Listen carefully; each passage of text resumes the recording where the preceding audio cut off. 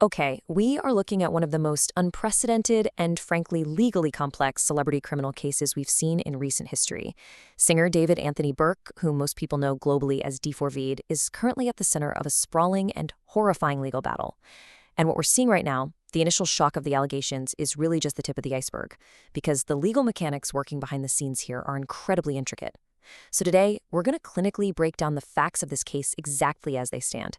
We'll be looking strictly at the court documents, the forensic analysis, and the intense jurisdictional chess match that's currently in play.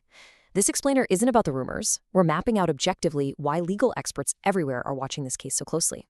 Okay, let's dive into this. We are going to break this down into 4 distinct phases today. First, the state charges. Second, the mountain of evidence. Third, the federal threat. And finally, the media circus. All right, Section 1, the state charges explained. Let's analyze the California baseline. So these are the specific, incredibly severe state charges filed against David Anthony Burke. First-degree murder, continuous sexual abuse of a child, and the mutilation of human remains. And at the absolute tragic center of this case is the 14-year-old victim, Celeste Rivas Hernandez.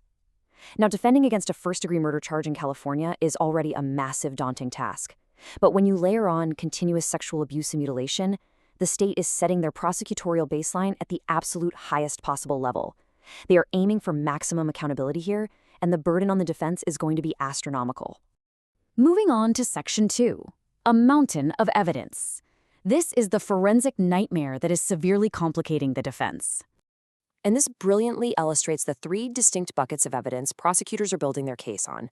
First, you've got the primary rental home scene, which introduces some deeply disturbing physical evidence involving a chainsaw and a kiddie pool.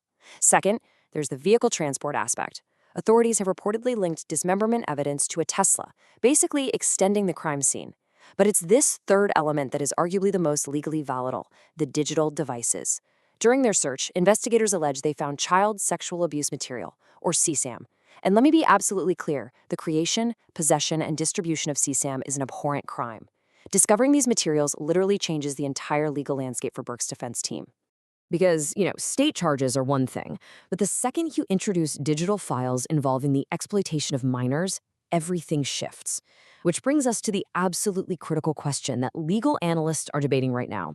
Are the feds getting involved? That takes us to Section 3, the federal threat, and exactly why federal prosecutors might step in. Former federal prosecutor Gene Rossi and Jesse Weber from the Law and Crime Network recently mapped out these 2 potential battlegrounds, and the contrast is fascinating. On one side, you have the California State Court. They're totally dialed into the localized violent crimes: the rental home, the Tesla, the tragic murder and mutilation of Celeste Rivas Hernandez. State prosecutors are absolute experts at handling physical scenes like this. But on the other side, federal prosecution. The feds focus on crimes that cross state lines, like violations of federal CSAM statutes. If the federal government steps in, Burke isn't just fighting the state of California anymore. He would be fighting the virtually infinite resources of the United States government simultaneously. It's a dual-track nightmare for any defense lawyer. So what does this actually mean in practice? Well, federal jurisdiction is essentially the authority of the U.S. government to prosecute crimes that violate federal statutes. And in our modern digital age, this is almost always triggered by digital evidence. Think about it. The internet inherently crosses state and international borders, so the mere possession, distribution, or creation of CSAM on a digital device automatically opens the door for agencies like the FBI to assume jurisdiction. The defense doesn't just have to explain away physical evidence at a local rental property. They have to combat a complex digital footprint that federal prosecutors literally specialize in tracking down. Which brings us to Section 4, the media circus: public opinion versus the court of law. Now, what's really interesting about this number? 936,000. That is the staggering number of views that just one single update video from the Law and Crime Network got in a mere 8 days. And that report specifically detailed the chainsaw and kiddie pool evidence.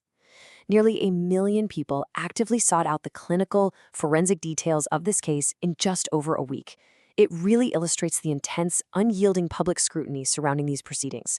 Obviously, the court of law is where the actual verdict is going to be decided, but make no mistake, the court of public opinion is scrutinizing every single motion that gets filed. And because of that massive public interest, we're seeing a wide spectrum of independent professionals dissecting every leak and every court document. You've got legal heavyweights like Gene Rossi and Jesse Weber charting out the prosecution strategy. You have Dr. Todd Grande offering psychological analyses of the defendant based on the evidence. Criminal lawyer Bruce Rivers is jumping in with real-time reactions to the defense's hurdles. Then there are deep dives into the filings from podcasts like Crime Weekly and independent crime scene investigators from outlets like Criminally Obsessed breaking down the physical evidence. And honestly, the consensus across this diverse professional landscape is unanimous. This evidence is a massive mountain to climb. And all of that expert analysis really boils down to the ultimate looming reality of this whole situation, perfectly summarized right here by the Law and Crime Network. Feds could make D4vd's murder case even worse. The state charges alone, the murder, the mutilation, they're terrifying enough. But if the federal government formally adopts the digital CSM aspects of this case, the legal jeopardy just multiplies exponentially. So I want to leave you with this to consider. We've mapped out the state's baseline, the horrifying physical and digital evidence, the legal mechanics of federal jurisdiction, and the intense media spotlight tracking every move. Thank you for joining us for this explainer. Definitely keep this legal framework in mind as the court dates approach, because this jurisdictional chess match, it is only just beginning. With all of this mounting digital evidence allegedly found on his devices, is a sweeping federal prosecution for David Anthony Burke now inevitable?